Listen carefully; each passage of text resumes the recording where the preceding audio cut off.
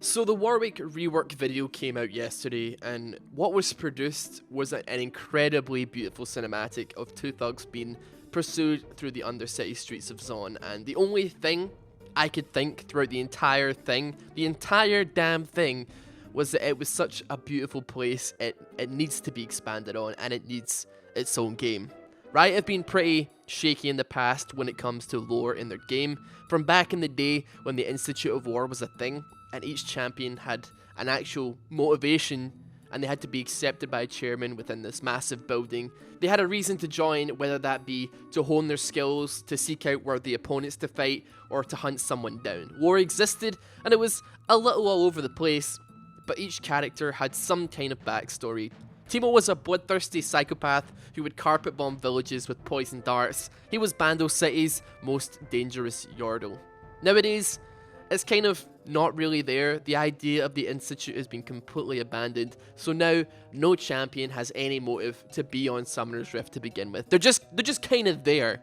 And honestly, it's a damn shame, because whether they meant to or not, Riot has created a pretty beautiful and varied world within Runeterra. Within their cities and environments, and even the political climate within the world, it's all desperately crying out to be expanded on. And nothing other than the Warwick Remake cinematic has made me yearn for a place to be expanded on, and for a place for me to be able to explore than the city streets of Zaun. If you don't know what Zaun is a city, basically within a city. Now, whilst Piltover is a city of prosperity, a city where art, military power, and commerce have created a thriving economy, and one of the most prosperous cities in all of Runeterra that has earned it the title of City of Progress. A city where law and order are held in high regard, purely based off the champions that come from it. You've got Caitlyn, you've got Vi, two characters that hold justice in high regard. However, beneath it, tucked away in the valley that Piltover overlooked, is the city of Zaun, a city locked in perpetual darkness because of the immense pollution that plume and spew forth from factories, broken pipes, and various machineries. A city where hextech development is unhindered. With all the laws in the city Piltover above, many people come to Zaun to develop ideas and to create inventions that would otherwise be outlawed anywhere else. Despite the toxic and otherwise completely uninhabitable parts of the city though, despite the swathes of toxic runoff pouring into the sewers below the city, the people have still managed to thrive and become quite a wealthy city. Although it is through immoral methods like their bustling black markets and a completely uncontested industrial campaign that has literally blotted out the sun with the sheer immense amounts of pollution that it's produced. There is so much to Zaun shown briefly through just a few cinematics that remind me heavily of games like Bioshock and Dishonored, games where magic and machine coexist in really deadly ways, where chemicals are created to produce superhuman effects and can turn even the blandest of human being into an otherworldly creature. Now, my first experience of this properly was with the Echo cinematic, in which Echo fights against a techmaturgical human being.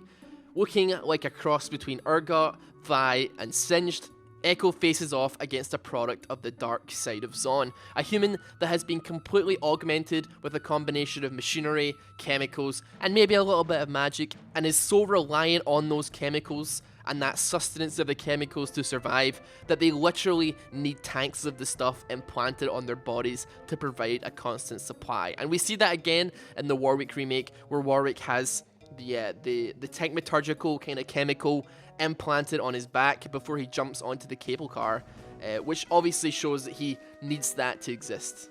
Following that now with the Warwick cinematic, we do finally get a bit of a taste of the city streets of Zaun, the cable cars that carry passengers over deep, endless abysses, and back alleys that are filled with spewing broken pipes, and entire valleys that have walls covered in buildings. A city that gives the impression that techmaturgy, the type of augmentation performed on people, isn't just a choice for people that live in Zaun. Your survival in this place might just depend on it.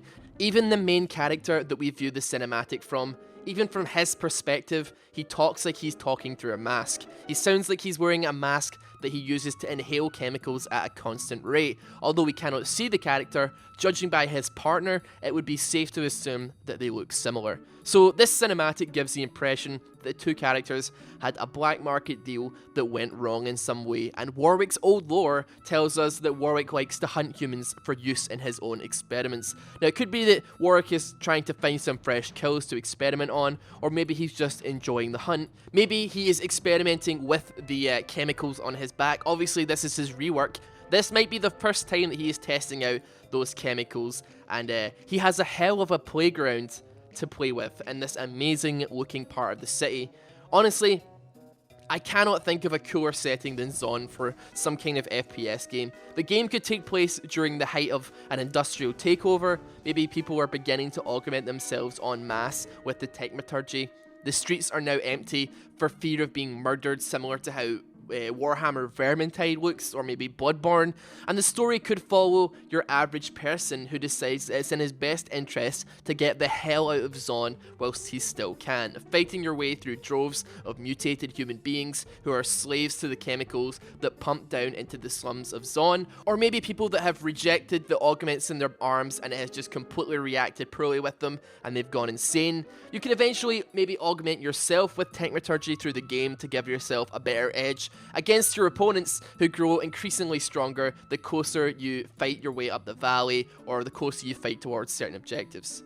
That end objective, of course, being maybe a cable car that takes you above the fog, above the smoke, and above all the pollution to Piltover, where you believe that safety actually awaits. Or hell, it could begin in the belly of a prig's industrial slave labour camp that is housed deep underground a collection of factories. You could even be playing as Graves, who escapes from the prison within this labour camp that is actually a part of his lore. The great settings you can find, like the College of Techmaturgy, a place where experimentation and potentially some incredible boss fights could be had, or new monsters to fight await, or even Dr. Mundo's laboratory, a man who has an insatiable desire to inflict pain through experimentation. A man who killed his own parents in order to experiment on them with pain.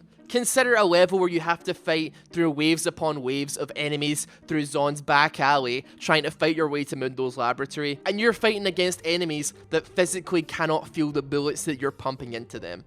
All because of Dr. Mundo's ridiculous potions. Enemies that you'll have to physically tear apart to stop them from relentlessly attacking you. Even with no legs, they can't feel it. They'll crawl towards you to try and kill you. Even with no arms, they're not going to even care. They will charge you to try and bring you down.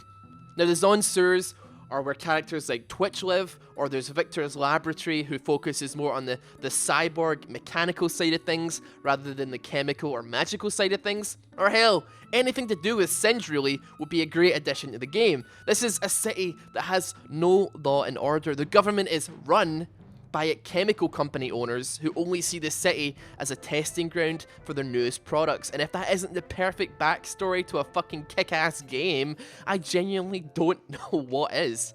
Amalgamated humans that have various types of augmentations, or what about the laboratory that created Zack, spewing out failed experiments that you have to fight through, or maybe gangs of the city banding together and working to keep you from breaking the secret of the underground labour camps to Piltover above. They could see the entire pharmaceutical trade of Zaun collapse.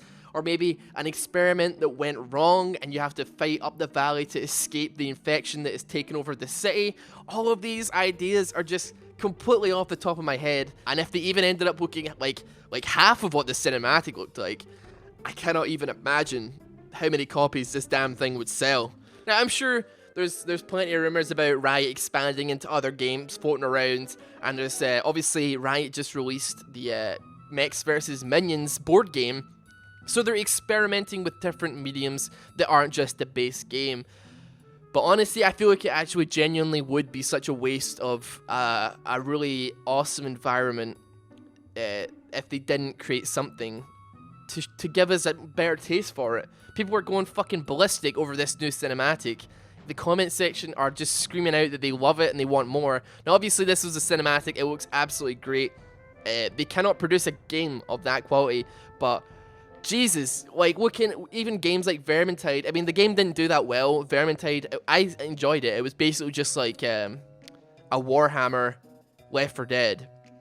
The city is beautiful. Bloodborne, the city is beautiful. This gives me those fucking vibes. It's like a cross between Bloodborne's Victorian Gothic kind of thing with the Bioshock. Everything is kind of been augmented with machines kind of idea. And yeah, I honestly, I hope you've learned a little bit about Zaun. This video isn't supposed to be funny, of course. It's just a thought I had in my head when I watched the Warwick video. I was just completely inspired, and I was like, holy shit, this would make the perfect FPS game. FPS games are a pretty big love of mine, although MOBAs have always been up there. You know, I think first-person shooters are everyone's kind of first love, especially the younger guys who they grew up playing your Call of Duties and all that. I'm sure you guys are big fans of FPS games, and especially fantasy FPS. I love fantasy FPS games that experiment with different things that aren't just army games that are fucking like, oh, Ramirez, shoot that guy, you know? I hate that shit. I find it really boring, unless the gameplay is really mechanically sound, like Counter-Strike. I don't have a lot of interest in it. But like games like Vermintide, it's a shame that it didn't do that well, because it was actually quite an interesting game. There was a lot of interesting mechanics and a lot of interesting characters, but like there's so much potential within the lore of League of Legends, and I don't think Riot really realize how deep their lore actually goes. I think they forget a lot that they have actually fucking created a world, the world of Runeterra. It feels like they've forgotten that ever so slightly, and hopefully this video may stand to research some of that love for the game and love for the backstory of the game, just a little bit. Maybe you learned a little bit something new. If you did learn a little bit something new, feel free to drop a like on this video and show your support. Not saying that this video is going to make it happen, but if there's anywhere that you want to show support that a Rioter might see, you know, they watch my videos sometimes, and you know, worth a shot, guys. Riot FPS game 2018 confirmed? I don't know. Anyway, thank you guys so much for watching this video. I'll be back with comedy videos very, very soon. I've just been doing a couple of silly videos in the meantime. But regardless, thank you again so much for watching. Take it easy, guys. I'll see you tomorrow.